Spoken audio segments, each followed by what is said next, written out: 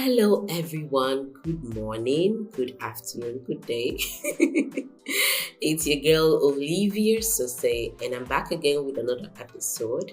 If you're listening to this episode of the podcast, thank you so much. Now, the reason I wake up every day to record this, if nobody was listening to me, I would not be doing this. Actually, if nobody was listening to me, I would still do it. I would still do it. I'm telling you, because I love this. I love talking about books. So yes, today we're going to be talking about The Road Does Not End by Olubunmi Familoni. Aha! This book is one of the shortlisted books for the Nigerian Prize for Literature 2024. Right? That's why I picked it up. I told you all I'm going to read all the shortlisted books. I'm going to pick them up, I'm going to read them, I'm going to review them, and we're all going to predict who the winner is, because as of right now, I haven't confirmed that they have announced the winner. I haven't confirmed that. So let's get into the blurb. On the bustling streets of Nigeria, Rilwan's journey begins with a heartache. The loss of his parents, which was shrouded in secrecy. As a result, he finds himself under the thumb of his cruel aunt, Auntie Biliki, who trusts him into the unforgiving world of street hawking. Amidst the chaos, a twist of fate introduces him to the enigmatic Saka Pepe, a man whose role in Rilwan's life is as uncertain as it is transformative. With a shared love for the pulsating beats of Fuji music, Pepe becomes the unexpected mentor Rilwan never knew he needed. As Rilwan navigates the complexities of street life and the allure of the Fuji music scene, he discovers that the road indeed does not end. It is a path filled with adversity, friendship, and the rhythm of a culture that refuses to be silenced. Will Rilwan's resilience lead him to the life he yearns for, or will the streets claim his dreams? Ooh, I love this. The Road Does Not End by Olubunmi Familoni. I hope I'm pronouncing your name right. I love this book. I like it. I do. Opening this book, the first thing that hit me was the writer's style. This writer definitely has dabbled in poetry. I will not be surprised if this writer is a poet. I'm telling you, I would not be surprised. I wouldn't. Because the style of his writing is so lyrical. Like, I love the way this author writes. There's a lot of personification, metaphor. It's just, I love his style, first of all. Kudos to you, Mr. Olubunmi. You write really, really well. I love it. And this book is super easy to read. I mean, it's targeted at children, so it's very easy to read. It's a full novel, 147 pages, but I read it under a day. So, I mean, if you actually want to, if you don't have anything doing, you could read this in 2 hours, 3 hours max. It's really easy to read. And the story is very interesting. So the story begins with Rilwan, with our star boy. He unfortunately lost his parents and he's pushed into the streets. Whew. I mean, this is how death affects a lot of people. Do we think of how death affects people? Think about it. By God's grace, I'm still lucky to have my parents, by God's grace. But what if something had happened to, let's even say, my mom? Jesus, my life, I don't know what my life would have been if I had lost my mom. If I lose my dad, I think I'll be all right. I think I'll be all right. But my mom, oh Lord God. I don't know what my life will be without my mama. I'm telling you. Oh goodness me. So what death, the death of a parent, of parents, uh, does to children is heartbreaking. It's heartbreaking. And they didn't tell Raywan that he had lost his parents. They just told him, oh, his parents had traveled, which I think was a bit, it was a bit cruel. I mean, I know they said they're trying to protect him, their kids, but the thing is, kids can process loss. Kids can process loss. And Raywan was in primary school, so he could understand if they had explained to him that your parents had died. He would have understood and he would have been able to process it. But they told him, oh, your parents traveled and you go and stay with Auntie Biliki, that sort of thing. So it was, oh, Lord, have mercy. It was a bit sad. So this book opened up with sadness, and we meet our main character, Raywan. And then we meet Auntie Biliki, who is the aunt who eventually the family agreed that he should go stay with her. And we see what Raywan goes through in Auntie Biliki's house. I mean, oh my goodness. How does a child come home with you and the next day you didn't even give him a break? You didn't even say, oh, nothing. You just give him a basin of pure water and say, go to the streets and sell. No training. You didn't even train him in the craft. I mean, she also sells drinks. So the logical thing to do would be to say, oh, shadow me. Follow me, even though it's a child. I'm just saying logically, if you want to introduce someone to your trade, they're supposed to shadow you, right? But no, she just puts him out there separately. Like he's not following her, nothing. She just say, go and sell. Like, this is a new environment for this child. So there was just always, Auntie Biliki was a mean person from the start. Just outright mean. Super mean. And it was not necessary. Absolutely not necessary. But it is what it is. And this is the reality for a lot of people. This book reminds me so much of my childhood. I never hopped, thank God. So I never hopped, right? But like I always said, or I've said before on this podcast, I grew up in Dube. And I see these things happen. My mom never allowed us. That was the one thing. It was not even the one thing. It was just something we never did. Thinking about it now, I think I grew up really privileged. I mean, considering the background, considering the environment, my mother was very protective of I and my siblings. We never hopped, never. My mom had a restaurant, and what we would do after school would help around, wash the plates, serve the customers, that sort of thing. But even then, she was watching us, making sure, because most of the customers were males, making sure that nobody was, trying any of that nonsense between I and my siblings. All of us were females, you know what I'm saying? And I'm thinking about it now. I mean, I'm going to have this conversation with my sister. We were lucky. We never hawked. We never hawk, okay. Go to school. My mom was an advocate for education. Like, she made sure we all went to school.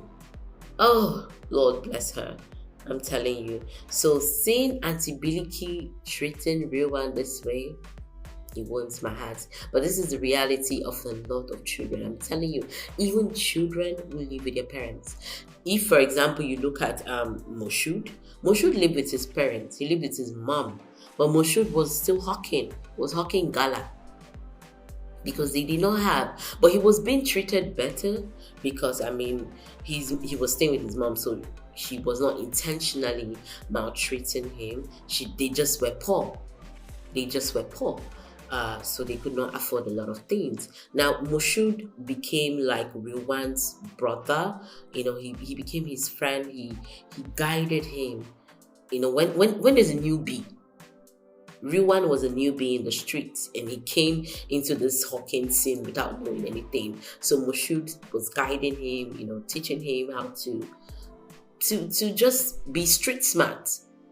And Moshood was a really, really good influence because he always guided Rilwan, and he was thinking of ways he could make more money. Moshood is the entrepreneur, I'm telling you. I said Moshood, the entrepreneur, he's always thinking of new ways to make money, new legit ways though. There was nothing illegal going on. It was just, of course, it was illegal for kids, but I'm saying it was not morally wrong. Yeah, so we meet Moshood. So I really like Moshood's character. He was kind. At least there's a kind person in the streets. He was kind. Then we meet Saka Pepe. Oh my God, the man on white and white. I just imagine Saka Pepe. He always wore white shoes, white trousers, white shirt, and he had a bunch of rings. Oh my goodness.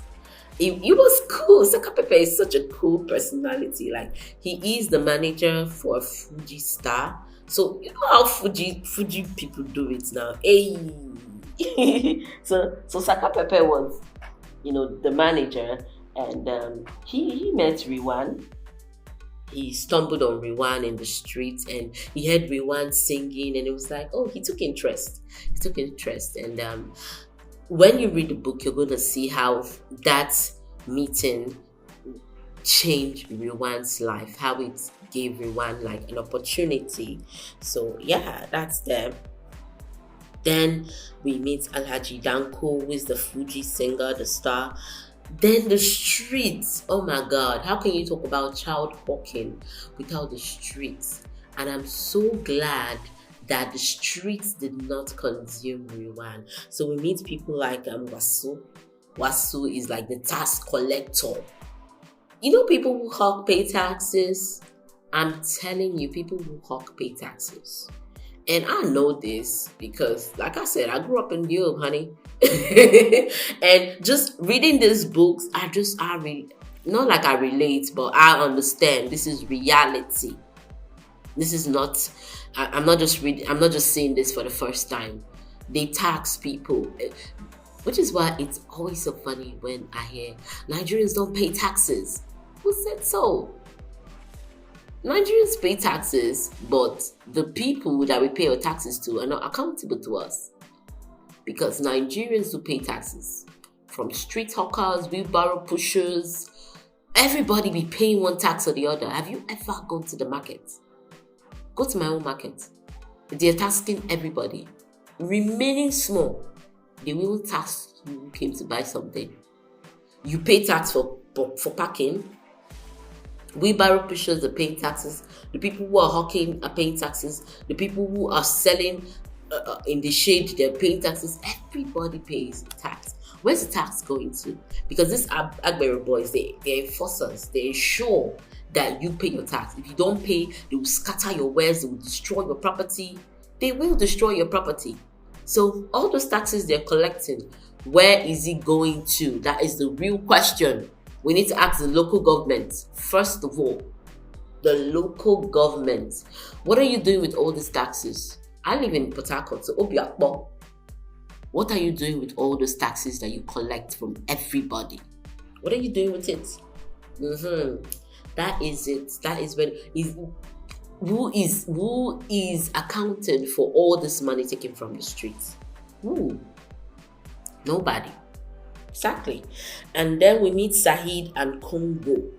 Oh my God. Saheed and Congo represent the evil in the streets. The evil in the street. I'm telling you, Saheed, such a terrible, bad influence. Congo is the king of begging, because they were hawking Rwan and Moshood, and they decided hawking was not paying enough, and the tax force was always coming to them. I'm going to address that later. So they decided that they wanted to switch business. Moshood, of course, the entrepreneur, always bringing up ideas, and he says, let's do begging. So they had to go to the Association of Beggars, the ringleader of beggars, because apparently beggars have association, and they have regions that are managed by street lords. So if you want to beg in this vicinity, it's called collections.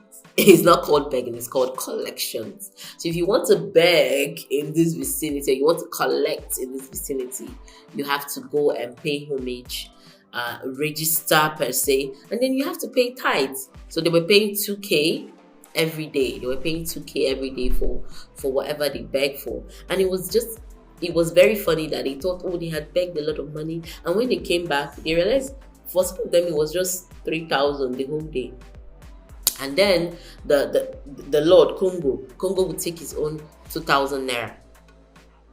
So can you beg into freedom, into stability? No, it's not possible. And Rwan ran away from home because Auntie Biliki was constantly beating him. There's always the physical assault also when it comes to this child abuse. There's physical assault, there's starvation, and one rule that my mother always had was simple: never starve anybody. It doesn't matter if you're quarreling with them. It doesn't matter if you guys have you have a misunderstanding. You see food, you go chop, bro. My mother never starved even my uncles when they had a disagreement, but they know that once they come to my mother's restaurant, she will give you one plate. If that food, it is. And I feel like that molded me as a host. It doesn't matter who it is. If you're coming to my house, I always cook. If I don't have food, I'll have snacks. But there will be something. There will be a drink, a bottle of Coke, but just something for the belly. It's just a habit, a culture that I saw my mom always do. And I started imitating it. And that is it now. If you come to my house, you're going to have something in your stomach. I must entertain you. Except you're like, oh no. And which is why if I'm broke, I don't entertain people. I'm so sorry. If you want to come to my place and at the moment I have nothing, I'll just say, okay, can we reschedule? Except my friends insist and they're like, no, there's nothing there. They'll even bring food for me. They'll even bring food for me because yeah, that's what friends do. So yeah, starving of children is just very weird to me. It's like the cruelest punishment, because even as an adult, starvation is wicked. Then talk more of a child. A child is, oh my God, it's just So when you read this, you're going to see the streets. You're going to also see how an encounter saved Rwan's life. It changed the entire part of his life, because if he had continued in the streets, oh my God, I don't know what would have happened to Rwan. But as God will have it, fate, God, the universe, whatever it is you believe in, it interceded. It helped him, because truly the road does not end because of the death of his parents. The road does not end. So we see things like, the death, how the death of a parent affects a child's life. We also see the theme of child abuse, physical abuse, starvation, and we see another theme is Rwan's test for education. Oh my God, Rwan went to live with Auntie Biliki and he was still like, won't I go to school? Rwan tried so many times to go to school. He followed other children, they chased him out. Rwan tried so hard to go to school. He badly wanted to go to school. He loved school, and I love that. The importance of education. Also, re-emphasize in this book the importance of education for children. And one of the things one of the quotes in this book that touched me was when the headmistress told Rowan, education is not free. Which is true. And it's a shame to the government of Nigeria. Why is education not free for children? Mr. Governor, Mr. President, Mr. Local Government Chairman, at least for children, education should be free. Education should be free. At least for kids, education should be free. I know they say education is free, but when you go, you register. You will buy uniform. You will buy... No! I mean, think of it as these children have nothing. For someone like Riwan now, who will give him money for books? Who? So when we say education should be free for children, we mean free. From books to school uniform, including sandals. Yes, I said it, including sandals. To their notebook, their textbook, it should be free. Registration should be free. When the child comes, the child writes his name down. Federal government, state government, provide these things for goodness sake. All the money Nigeria makes, you cannot make education free for your children, the future of the nation. What a shame. What a shame. Would the federal government even read this book? Does Tinubu read? I'm not sure he does. Does he read? If he does, he should make education free. It should be compulsory. Compulsory free education. If you see a child hawking, this is another thing I want to address. You see a child hawking on the street and you're arresting that child, putting them into juvenile centers. Are you okay? Do we even think as a country? Do we pause and think? Do we use our head? Who is the Minister of Education? Who is the Commissioner of Education? Who are these people? Why are they not thinking? Who is in charge of child service in Nigeria? Who is in charge? All these agencies that we keep on forming, agencies that have budgets. All these agencies, they have budgets. Where is the work that they are doing? How many children have you been able to remove from the streets? These are questions that we should be asking the government.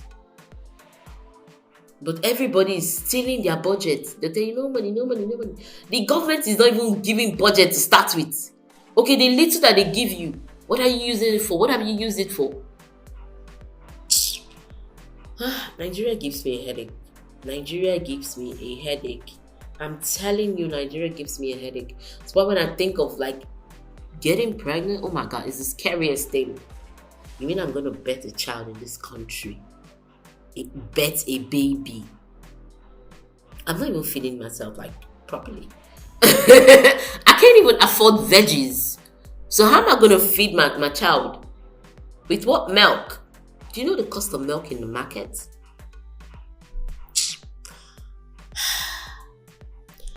You arrest a child. You see a child hawking on the street and you arrest that child and you put that child in jail. You're crazy. What you should do is you take the child to school. Once you see them on the streets, you park them in the vehicle, in the van, take them to school. Make that one of your by force school. By the time they come first time, second time, and everybody will now be going to school. If you address their parents, you go to whoever they're living with, they're guiding the parents, whoever. Don't you read about other nations? Nigerian politicians, lawmakers, don't you read about other? This is why reading is very important. Because a reading child will grow up to be a reading adult. Our politicians did not read as children. That's why you see them. Only thing they know is how to steal money. Thief. They don't think of policy, making good policies, enforcing good policies. Because it's one thing to make good policies. It's another thing to enforce. Yes, it's against the law for children to hawk. Who is enforcing it? Who is enforcing it? And when I mean enforcing, I'm not saying send hoodlums out there to go and beat up children and seize their goods and throw them in jail. That's not enforcing. You have to create a better alternative. Create a better alternative. Compulsory education for children. Compulsory education. Compulsory free education. Compulsory free education. Please, that's how you change a nation. That's how you create impact. That's how you create impact. Compulsory free education for children. It's not so hard. You have this money. What are you using it for? You're buying cars. Buying cars for judges. Buying, oh Lord, please, God. It's appalling. It's appalling. It's appalling. So these are the issues that this book raises. What is the government doing with our money when children are hawking on the streets? The most vulnerable of the society. You're exposing them to the worst devices. The worst. What lesson can a child pick from the streets if not to steal and to be a murderer, to be used by these same politicians? Yes. When they need someone to steal ballot box, when they need someone to oppress their opponents, they unleash these hoodlums. But if these children had an opportunity to be educated, they'll think twice before they carry out some actions. They will think twice. And this is why I am 100% sure it is intentional that the Nigerian child is uneducated. It is intentional. It is a strategy by these politicians to ensure that our children do not get educated so they can continue to use them. It's intentional. So, yeah. I was doing a book review and now I'm talking about the society and how fucked up the Nigerian society is. That's it. Books make us think. Give a child a book today rather than the gun. Rather than pure water to go and sell, give that child a book. Rather than, oh God, give that child a book. Give a child a book today. Give a child a book today. Give a child a book today. Yes, give a child a book today.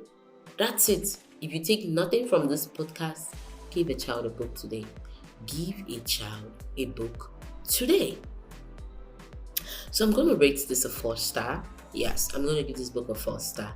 It's a very thought-provoking book. I mean, it has really great themes. And of course, it's for kids. Buy this book for your children. Buy it for your neighbor's child. Buy it for that girl that you always see on your streets, hawking pure water. That you always see on the streets, fetching water. Buy it for that child. I mean, I wonder what my life would be if I was not exposed to books early. I wonder what my life will be. I'm so grateful for books. I'm grateful for education. I'm grateful for my mother. For her, she's alive. She was able to say, you must go to school. And I love school. Oh, I love school so much. So yeah, thank you all so much for listening to me. If you learned nothing from this podcast, please give a child a book today. I think that maybe I'm going to start something about that. Give a child a book today. It's a good initiative. We should give children books. It's a better alternative to the streets. A better alternative to the streets.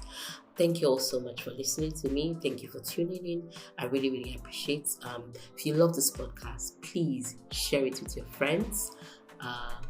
Put a comment down. Write a comment. Write to me. You know, I'm Olivia Sose everywhere on social media. Olivia, then SOSE, Sose on social media. So please follow me, follow my channel, drop a comment, drop a like.